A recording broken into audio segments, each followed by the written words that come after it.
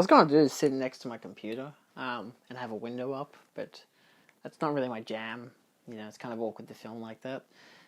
And I'm not great at Photoshop, so it's not really easy for me to just like chuck things into like a 3x3 layout. So I watched a video recently where this guy was talking about these games that had him, like, not exactly inspired him, but like kind of defined his childhood and whatever. Like, these are the games that like are iconic for him. They're like, he invested so much of his time into. And so I think I kind of do the same thing. So I'm kind of doing a 3-set video, or at least I plan to do a third one about video games just because I can. But more or less, these ones are going to focus on movies. So this will be, it was meant to be, again, a 3x3, so 9 films and 9 films, but I decided on just a top 10 list. And in all fairness, some of these have multiple films, just as like different varieties of the same kind of style, with slight descriptions as to why they affected me so much. So the first video, hello, this is like movies that defined me in my earlier years, my before the age of 15, arguably before the age of 18, but I feel like by the time I was 16, I started studying media, so that kind of changed my outlook on cinema as a whole. And in all fairness, there's probably one that I could probably add as an honourable mention. This is kind of a list. It's... I chose a selection of films. I've pretty much chosen like 10 to 15 films that have defined like elements of me growing up in watching film. And now a lot of these are like more mature films, and by that I mean like not really kid-friendly so much. Like, they probably still are, but like one of these is Alien. It's not exactly kid-friendly, but I watched it when I was 6. So, like, it was really tricky to look through this list because it's, like, it's hard to think of all the films I watched as a kid. And, like, a lot of them didn't really define me. Like, a lot of them were just films I would just watch on repeat. And some of these are films I watched on repeat. Some of them, most of them, are ones that led me into different avenues in what I've watched further in life in film. And I feel like that's a more interesting avenue because... in terms of discussion, because it's tricky to figure out what films I watched as a kid, because I watched a lot of films. Like, you've seen this shelf here, the DVDs. We had so many DVDs and VHS when I was a kid, and the amount of shit I watched is incredible. Not to mention stuff that came out in cinemas and whatever. Like, I wasn't always going to the cinemas. I wasn't always buying or renting VHS and DVD, but I still watched a lot of stuff, and some of these films I would watch just on repeat. I have no idea which ones they were, but I'd watched them multiple times. Not really the kind of kid who would watch the same film 16 times in one day, but, you know, I'd watch it a few times in a month, maybe, you know. So I'm just going to dive into it from 1st to 10th. It's not really a facet of, that's not even a word. There's not really like a distinction between the order. It's just 10 films that have different impacts on me. There's, of course, a lot more that I could mention, but I'm just going to try to restrict myself. So the firstly one that I always define as a film that has really defined how I watch cinema and how it has affected me personally, and that is Alien. And Alien is a film that was really traumatic for me. It, as of current, has added the benefit for me to, like, appreciate long burn horror, suspense films, just horror in general, practical effects, horror, that kind of stuff. I feel like a modern equivalent would be something like The Thing, but that didn't traumatize me, so the reason I'm mentioning Alien more specifically is because of the effect it personally had on me. You know, a selection of nightmares for 15 years. I still occasionally get an alien-themed nightmare. It happens. I found out how to escape them by literally forcing myself to wake up, so that's good. That's helped me to overcome a lot of nightmares where I've forced myself to wake up. But that doesn't mean that they still don't occur. And still, look, in all fairness, I love the Alien films. It took me until I was maybe about 15 to actually get over it. Like, I couldn't look at a xenomorph or a facehugger or the egg or anything. It triggered me a lot, like... arguably, you could say I probably had, you know, PTSD or whatever. Like, I actually had genuine trauma from this. Like, it's affected other regions of my life that I'd prefer not to get into. But in terms of how it affected me as a kid, it was nightmare fuel. I still watched all of the films, including the Alien vs. Predator ones, which, in all fairness, the first one is fine. I even watched that recently the other day. It's fine. There's no nightmare-inducing shit there at all, so thank fuck for that. But the second one, now, that's a fucking hard boiler. That one's just a nightmare to watch. It's also a really bad film. But yeah, so Alien quite affected me. But in terms of how I've gotten to, like, now, I appreciate them a lot more. Again, it took me till I was about 15, 16 years old to watch Aliens. And it was just kind of on TV, and I was like, I think I can watch this. And I'm pretty sure it was a theatrical cut, but still. And I watched it, and I was fine, you know? Because that film is more of dehumanizing the aliens. It makes them into bugs. It makes them so much easier to watch and makes them less scary. And it helped a lot. Still not great with chest bursting scenes or facehuggers, especially not facehuggers, unless it's the CGI ones that they have in pretty much. Well, I mean, Resurrection is still pretty practical, but Alien vs. Predator is CGI and it's hilarious. Anyway, that's the first on my list. That's probably the most dramatic in terms of how it's personally affected me. But then you've got something like Amelie, which is my number 2 film. This one introduced me to, for one thing, French cinema, but it also kind of introduced me to kind of quirky romantic films and just kind of quirky films as a whole. They don't always have to be romantic. And this has definitely been a real tagger into how I've watched films later in life.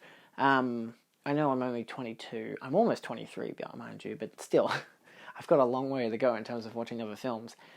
But this one was just great. It's one I watch probably once or twice a year. Like, I absolutely adore this film, and most people do, mind you. You know, from what I know, I even was able to introduce it to my girlfriend recently, which was a blast. And it's just fun, you know. I just like that style of filmmaking. It's got a kind of element of surrealism to it, which I also appreciate. But it's just, it's allowed me to find those kind of more quirkier films. Something that's like, can take a basic premise and make it a bit more interesting and unique. And I like that about it. Yeah, no, a lot of these are going to be a lot less detailed in my response versus the Alien response. The next one is Howl's Moving Castle. This one introduced me to 2 other avenues: Japanese cinema and anime. And I'm pretty sure I had seen the Pokemon films before I'd seen Howl's Moving Castle, but Pokemon never seemed like a Japanese thing to me because I didn't know it was Japanese until I was in my teens. I'm pretty sure, at least. Like, I played the games, they weren't in Japanese because they were in English, and the TV show was in English. So yeah, sure, they had the TV movies, which, are they official movies? I don't know, I never saw them in cinemas, I saw them on DVD. But those were, you know, it's still Pokemon the movie and Pokemon the movie 3 and whatever the fuck, you know. But Howl's Moving Castle was like, this was anime. This was, I'm pretty sure we still watch the American dub, because to be fair, it was on SBS, it was most likely an American.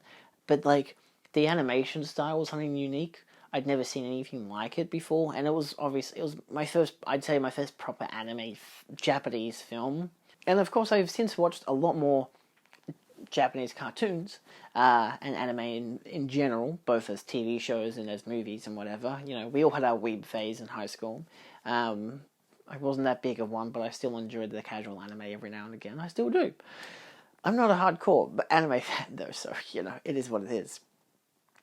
But, like, I went from watching that to, like, looking more into, kind of casually into Japanese cinema. So, of course, that led me into Godzilla and monster movies, and to this day, I love beautifully animated films and monster movies.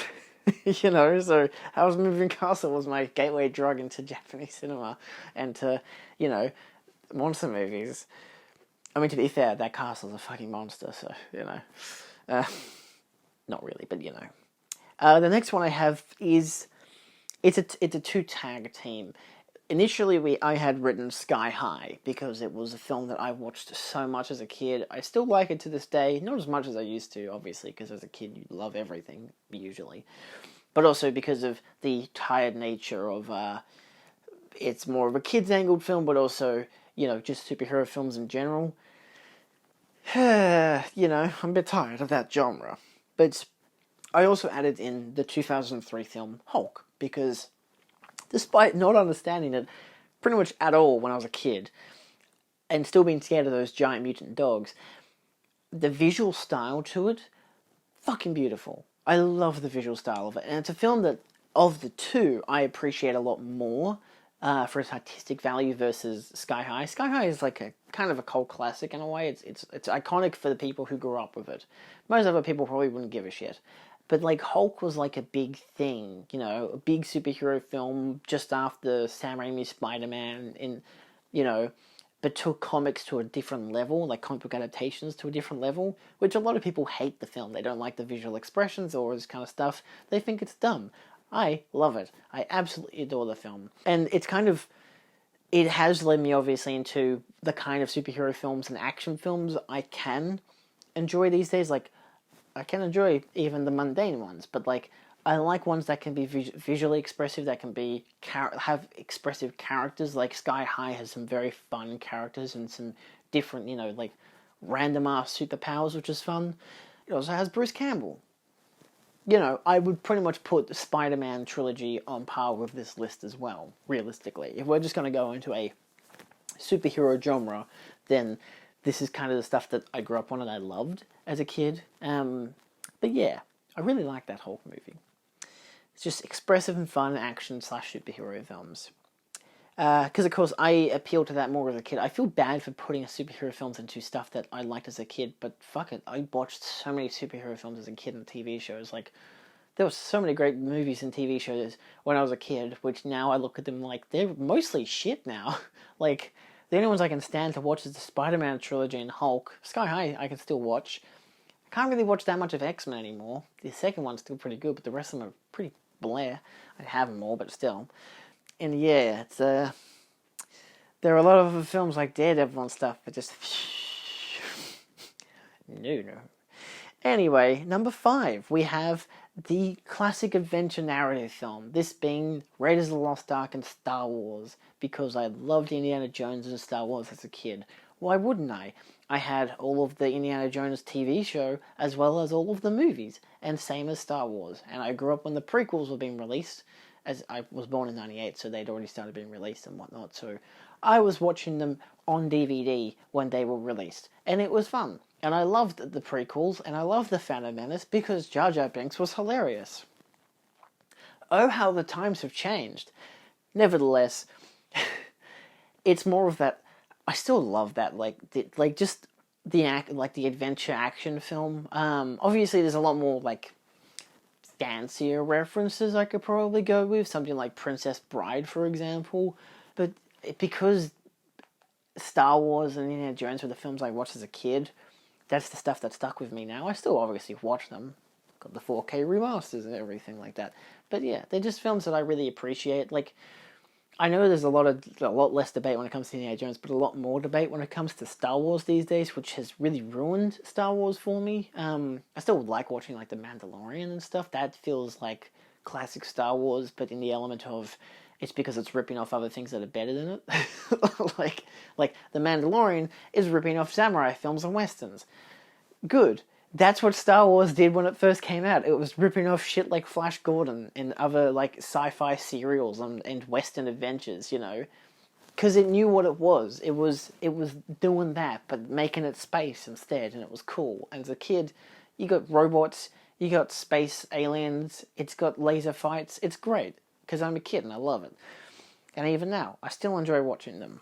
Obviously, the next one I have is the kind of comedies that utilized as much comedy as it could from the picture, both in premise and visual techniques and characters. In this case, it's a dichotomy between Shaun of the Dead, a film I watched, again, as a kid, because fuck the MA15+ rating, I was 8.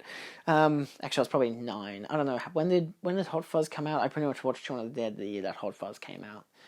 I'm pretty sure I watched Shaun of the Dead in 2006. So I was probably 8. And I think I watched Hot Fuzz just after, a few years later. I didn't watch it on the cinemas, I watched it, on TV. And I didn't even get to finish it because it was too late, so we ended up buying the Blu-ray. And it was great, I loved it. So Shaun of the Dead and Beetlejuice were 2 films that I grew up with that, surprisingly very different films still, but, that kind of thing where like they would utilize so many different elements to make the comedy hilarious, you know, whether it be like the type of characters like Shaun and Ed, the scenarios they get into with the zombies, and you know the Queen Don't Stop Me Now, all that kind of stuff, the jumping over the fence, classic Edgar Wright comedy in particular. But then like Beetlejuice also had like quirky characters. It had the little miniature sets. It had the kind of surrealist takes of all like the worms and the dead people and everything. So like, I don't think that that's a hugely laugh out loud film, but I'm still highly amused by it every time I watch it, you know? And so I always like watching films that have that, you know, that form of comedy, because, you know, I grew up on that kind of comedy versus American comedy. I know Beetlejuice is American, but it's not really like that kind of a comedy. But the classic American comedies like American Pie, I did not grow up on, so I don't have much of an appreciation for them. Anyway. Then I've got kind of comedy horror that spanned generations in terms of my viewing habit. I watched stuff like, and this isn't just horror, this is just because these two are also horror films, Scooby-Doo from 2002, and Abbott and Costello in Hold That Ghost. I know, that's a very big contrast, but stand by for a second there.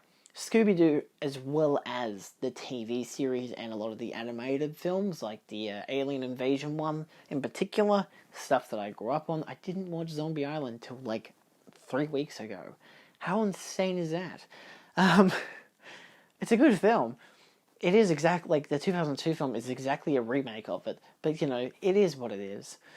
But I grew up on the 2002 film and those like director VHS movies and the TV series, the original TV series, and you know that was horror for like beginners, but it was still like comedic, comical, and whatever. But then I was also watching stuff like Abbott and Costello, and that was like another branch of comedy that I absolutely loved. I watched a lot of their films, and even the TV series. But I also, in particular, my favorite one was always Hold That Ghost. I've since watched stuff like the Abbott and Costello Meet Frankenstein. It's pretty funny. I haven't watched the Mummy one yet. I'm pretty sure I have the Dr. Jekyll one. Oh no, I've got the Meet the Killer. I don't have the Dr. Jekyll one. I don't have the Creature from the Black Lagoon one either, because that was like a 15-minute TV special. That's not worth my money or my time. But yeah, that's stuff that I grew up on as well. I think that also gave me a different avenue of horror, like something that I could appreciate in terms of just, it can be really funny, whether it's like dumb characters or smart writing or interesting villains and stuff like that. It's usually quite cheesy, but still very humorous. So, you know. Number 8 is really the only one I can always remember when I think of the term of romantic comedy. Romantic comedies were still films I watched as a kid in my teenage years. Obviously, I didn't like them as much as my teenage years because, yuck, romance and soppy love stories, yuck. What's that one with How to Lose a Guy in 10 Days? Is that that's one of them. What was that other one with 10 Things I Hate About You? That's a good one. 10 Things I Hate About You is probably one I'd probably put in here, next to my favourite, of course, When Harry Met Sally. I loved Billy Crystal films when I grew up. Even the romantic films of Meg Ryan with stuff like Tom Hanks. So this isn't just the film itself, but it's the avenue of romantic comedy. It's the avenue of, you know, Billy Crystal films and Meg Ryan films. I grew up on all that kind of stuff when I was a kid.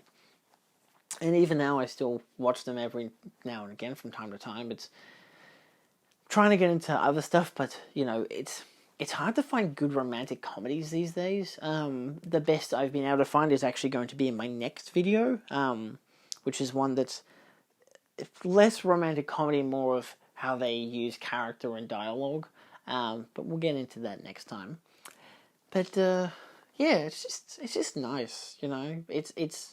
I know, especially when I was in uni this year, I had a first year class. Ugh. My 4th fucking year. Final year, thank God. And I won't be graduating because of the goddamn pandemic. Thank you. Anyway, it got to a point where we had a question in class where people were saying like what their favourite films were and what their least favourite genres were. Like what was the stuff that they didn't like to watch. Me in particular, body gore, like gore porn in this case. Stuff that's way too over the top, like Saw. I'm still at the 4K of Saw coming in because I've never seen it before, but I don't like those films. I haven't really given too much of a chance at the same time, but it's just not my jam. Nevertheless, a lot of people didn't like romantic comedies, and I'm sitting there thinking, fucking millennials. These people are like 4 or 5 years younger than me, and it's like they don't like romantic comedies, and I'm just like, ugh. They probably haven't even watched When Harry Met Sally. Those fucking children. Ugh. Like, they didn't grow up in the peak era of that. They probably grew up in the worst era of that. Like, when stuff like Amy Schumer was in movies. Ugh. But, like, there were still some good ones. I know there's ones with, what's his name? Kamal Nanjiani? Like, there's... Yeah, the Kamal Nanjiani with the big sick. Like, the more modern takes of them. I don't like that film personally, but still, it's... I think I had it on Blu-ray for a while. It's because I heard it was really good. And it won like an Oscar for Best Screenplay, and I didn't like it. I thought it was really plain. But I still think he can be a funny guy, but still. But yeah, I don't know, romantic comedies get a bad rap unless they're like, have just really good. It's like you've either got really top tier shit like When Harry Met Sally, or you got really low bar stuff like pretty much anything Matthew McConaughey was in. Oofed. Anyway, the next one I have is just because I was a child during this time. And this pretty much ended by 2010, which made me not watch a lot of Pixar films after 2010. I didn't watch Toy Story 3 until I was like 20, maybe 18. I don't know. Still, the point is, Pixar films. I grew up on Pixar films like most kids of my age group did. But when I got to high school, animated films were for kids, and I wasn't a kid anymore, so I stopped watching them. I moved on to Marvel movies. Sweet merciful of God. Actually, to be fair, that was the only time I enjoyed Marvel movies, so, you know, it is what it is. I don't really cringe at it, you know. They're big, explosive blockbusters. I like them when I like them. It is what it is. Anyway, basically any Pixar film, but I've listed Toy Story as my favourite. I know it's the first Pixar film. It's kind of a cliche to write that. I would pin up WALL-E or Up, because Up was a favorite film. I watched it on my birthday. It was great. Like, it came out the week of my birthday. It was wonderful. Like, cherished memories of that shit. Whereas, like, Toy Story and all that, like, I grew up with that on VHS. Bug's Life. Love that stuff.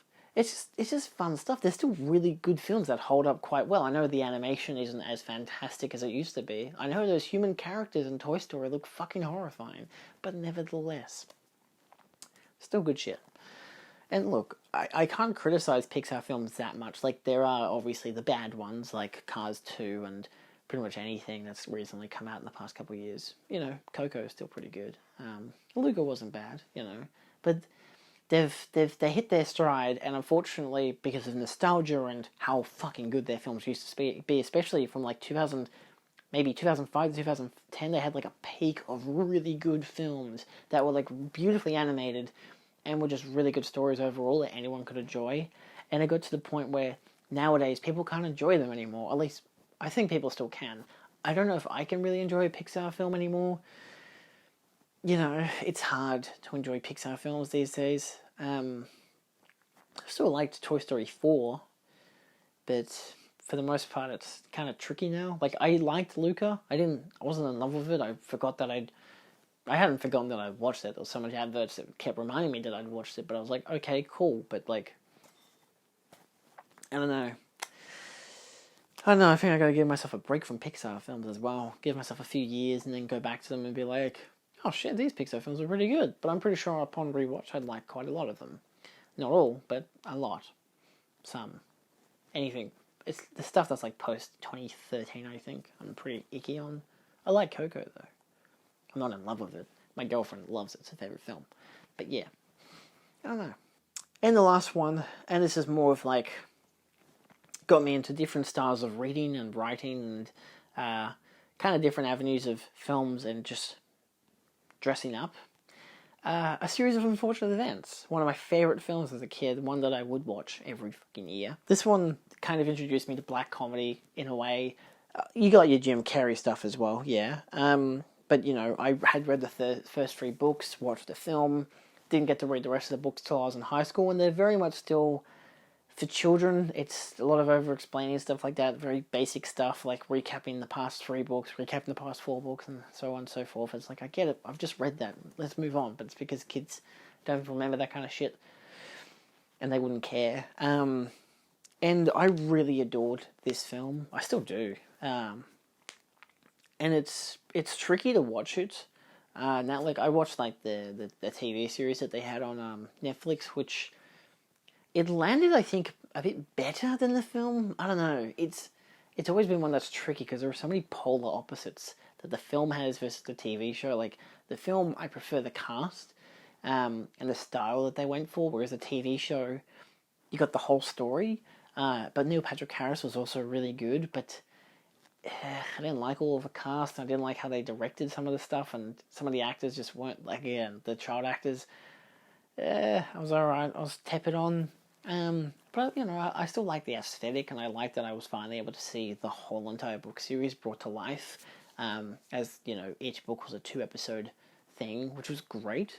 And I finally got to see it end. I've forgotten how it ends in my head, you know, how this is the last episode of the show, and I don't remember. But, like, the last episode's more, I don't know, it gives you a bit more in terms of, like, some wrap-up, both in terms of it shows you what the creature looked like, which I was very interested in to see how they would pull that off, because the books are always very vague on it. But then, of course, I think by the time that the series was coming out, the prequel books were coming out, and it was pretty obvious that that creature was, in fact, like a sea dragon thing. So it was like, it's you know, the mystery of it was dead. You know, I tried reading those books. I couldn't get past the first one. Couldn't get halfway through it. It was too much for kids, like, even for younger kids than, you know, so. Which also kind of sucks because I like that universe, but it's too kid-friendly. Like way too kid-friendly and kid-focused.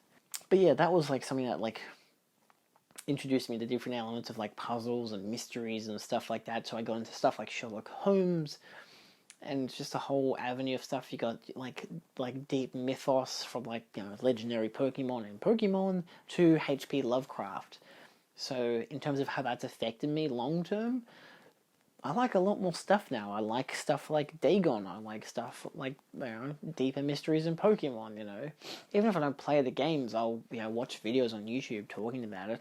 You know, so it's always interesting. It's always been alluring to me, and the film and the book series has really interested me and opened my imagination to that kind of stuff.